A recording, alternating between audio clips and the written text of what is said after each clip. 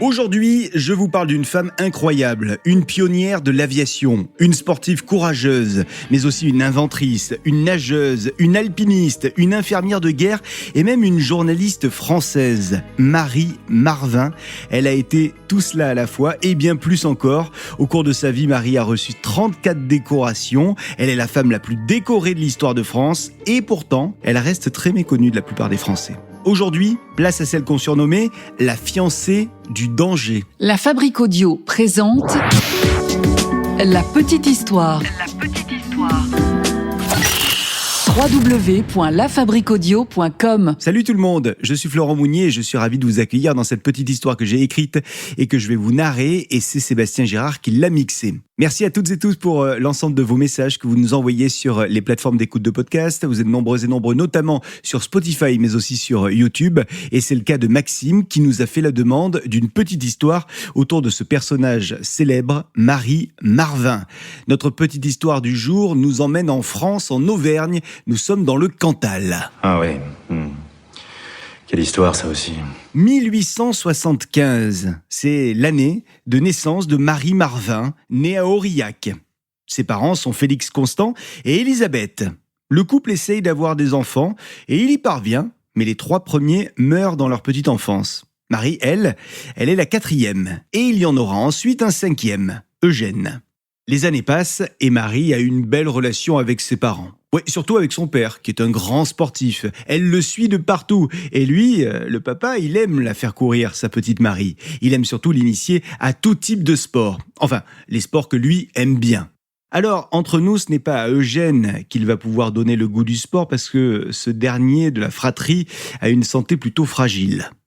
Quand le père de Marie fait du billard, Marie fait du billard. Si Félix Constant fait de l'escalade, Marie fait de l'escalade. Quand le père fait de l'athlétisme, Marie fait de l'athlétisme. Bref, tous les deux sont vraiment des partenaires de sport et d'aventure. Le premier sport auquel Marie va être initiée sera la natation. Marie a à peine 4 ans. Elle est haute comme 3 pommes et pourtant, elle nage déjà plusieurs kilomètres tous les jours. À l'époque, il n'y a pas énormément de piscines municipales, vous vous en doutez. Alors Marie, elle nage en rivière. C'est moins facile. Un beau jour, Marie participe à une sortie scolaire et elle assiste à son premier spectacle de cirque. La petite Marie observe tous les numéros sans en rater une seule seconde. Elle a les yeux écarquillés, la bouche ouverte et surtout, elle ressent une grande émotion. Dans ce spectacle, c'est bien simple, tout lui plaît. Tout lui semble incroyable. Alors, à la sortie du spectacle, elle court à la maison et quand enfin son père est là, elle le supplie de lui payer des leçons de cirque. Et c'est décidé, Marie veut être une circassienne.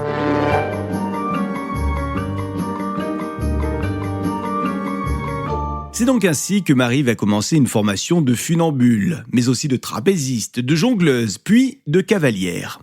Marie se sent profondément heureuse lorsqu'elle est sous un chapiteau et qu'elle flirte avec le vide.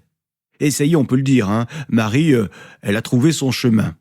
Enfin, elle ne compte pas s'arrêter à un seul chemin. Désormais, Marie se met en tête qu'elle veut faire aussi du vélo. Alors, elle se procure une bicyclette et elle commence à faire du vélo tous les jours dans son quartier. Je peux vous dire qu'à cette époque, peu de femmes font de la bicyclette, alors certains habitants sont étonnés de ce spectacle public. Certains sont même scandalisés. Mais Marie n'en a que faire du regard des autres et elle continue. Et un autre qui s'en fout royalement de ce que les gens pensent, eh bien c'est son père. À eux deux, ils forment vraiment une belle équipe. D'ailleurs, son père, il est désormais à fond dans l'entraînement de sa fille. L'homme vient de perdre son épouse et cette activité semble lui occuper l'esprit. Et puis on peut dire que quand il s'occupe des entraînements, Félix Constant est sérieux, très sérieux. Marie, elle a 15 ans désormais. Et elle est dans un canoë pour faire un petit exploit. Elle va descendre la Meurthe et la Moselle sur une longue distance. Et seule en plus. Elle y parvient et elle en retire même beaucoup de fierté. Tout comme son père qui est dans le public. Malheureusement, quelques semaines plus tard, un drame va toucher la famille. Après la maman, qui est décédée il y a quelque temps, c'est au tour du petit frère de décéder. Je vous l'ai déjà dit, la santé d'Eugène est plutôt fragile et il n'a que 19 ans quand il succombe à une crise cardiaque. Alors pour Marie et pour son père, c'est un nouveau coup dur qui va une nouvelle fois renforcer leur lien. Et le père et la fille vont noyer leur chagrin dans le sport et dans les espoirs. Et c'est ainsi que quelques mois après la mort de son frère, Marie se lance dans la conduite et elle devient l'une des premières femmes titulaires du certificat de capacité pour conduire des automobiles. Et vous connaissez Marie, elle ne va pas en rester là, non. Elle va vouloir participer à des courses. À côté de chez elle ? Non. Enfin, oui, un peu, mais pas seulement. Elle va surtout partir dans le Sahara pour faire des courses automobiles. Alors évidemment, certains lui demandent « Et le mariage dans tout ça, c'est pour quand ? Et les enfants dans tout ça, t'en veux combien ? Et la maison de famille future, tu aimerais qu'elle soit sur un étage ou plutôt en rez-de-chaussée ?» Enfin, voyez le genre de question. Mais pour Marie, la question est réglée depuis bien longtemps dans sa tête. Elle ne se mariera pas, jamais. Elle le refuse catégoriquement et elle le dit. Elle ne deviendra jamais mère non plus. Les mioches, la vie de famille, c'est pas son truc. Elle laisse ça aux autres.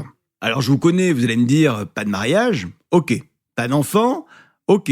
Alors le sport, c'est bien beau, mais pendant ce temps-là, des études quand même ? Je vous connais, hein. C'est tellement votre genre de tout baser sur les études. En tout cas, je peux vous dire que Marie n'a pas mis de côté les études, non, parce qu'elle s'est même inscrite dans plusieurs facultés.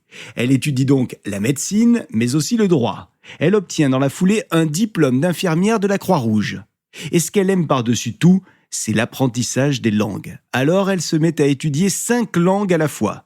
Le monde appartient à ceux qui se lèvent tôt, et avec tout ça, Marie ne dort pas beaucoup. 4 ou 5 heures par nuit, max. Nous sommes en 1904 et Marie remonte sur sa bicyclette. Enfin, ce n'est plus une bicyclette dans le quartier, non, c'est désormais un vélo de course sur les belles routes. Alors à ce moment-là, Marie, elle vit à Nancy. Et elle décide de faire la course Nancy-Bordeaux, puis Nancy-Milan, puis Nancy-Toulouse. Elle ne s'arrête jamais.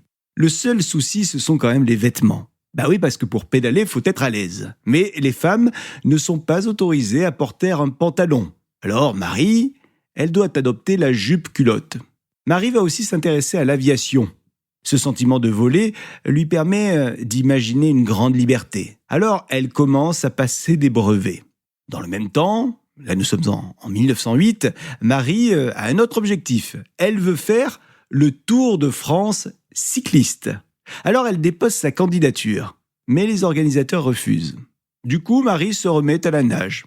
Et elle devient la première Française à accomplir les 12 km de la traversée de Paris à la nage. Puis, après la nage, Marie se met à la montagne et elle devient la première femme à réaliser la traversée Charmoz-Grépon en 18 heures, ce qui fait d'elle l'une des pionnières de l'alpinisme français. Bon, les sports de montagne ou les sports de glisse, c'est son truc. Donc entre 1908 et 1910, Marie va remporter plus de 20 médailles d'or dans différentes disciplines, par exemple en ski, en patinage artistique ou bien encore en patinage de vitesse. Elle va aussi gagner, Marie, une compétition féminine de bobsleigh. En clair, tout ce que Marie touche se transforme en or. Allez, on repasse dans les airs si vous le voulez bien. Et c'est en 1909 que Marie devient la première femme, une nouvelle fois, à piloter un ballon au-dessus de la mer du Nord et de la Manche. Elle choisit de nommer son ballon l'étoile filante, une étoile qu'elle va faire décoller depuis un parc de sa ville à elle, c'est Nancy. Alors, ce qui est à retenir de ce vol, c'est que Marie n'a pas prévu de faire atterrir son ballon en Angleterre. Non, à la base, elle devait revenir en France, mais le vent va quelque peu changer son trajet. Au total, 720 km, 14 heures de trajet, on est à 2500 mètres de hauteur et il fait froid, il fait même très froid à cette altitude. Et la neige tombe désormais sur le ballon rempli d'air. Le problème, c'est que cette neige est un poids pour le ballon. Et il faut que Marie réagisse vite. Et ni une ni deux, elle décide de se délester de certains objets qui sont dans le ballon. Le ballon file désormais à très basse altitude. La nacelle finit même par toucher l'eau, pas qu'une fois, mais à 52 reprises. Heureusement, chaque fois, Marie parvient à retrouver un petit peu d'altitude, notamment pour éviter les falaises. Mais ce n'est pas fini, parce que nous sommes en pleine nuit, toujours dans ce ballon, et Marie percute la cime des arbres. Le choc est si violent que Marie est éjectée de sa nacelle. Des habitants ont été alertés par le bruit de l'accident et ils viennent désormais rapidement à son secours. Bon, rassurez-vous, Marie va s'en sortir saine et sauve, plus de peur que de mal. Les airs ne vont pas l'effrayer non plus et quelques semaines plus tard, Marie va commencer ses premiers essais en tant que pilote d'avion. Elle devient rapidement titulaire du brevet de pilote, ce qui fait d'elle la 3e femme au monde à obtenir son brevet de pilote. Alors des beaux moments en avion, Marie va en connaître. Et des galères aussi. Vous souhaitez écouter la suite de la petite histoire de Marie Marvin, la fiancée du danger? Rendez-vous dans notre prochain épisode de la petite histoire. La Fabrique Audio présente La petite histoire. Vous souhaitez devenir sponsor de ce podcast? Contact @lafabriqueaudio.com.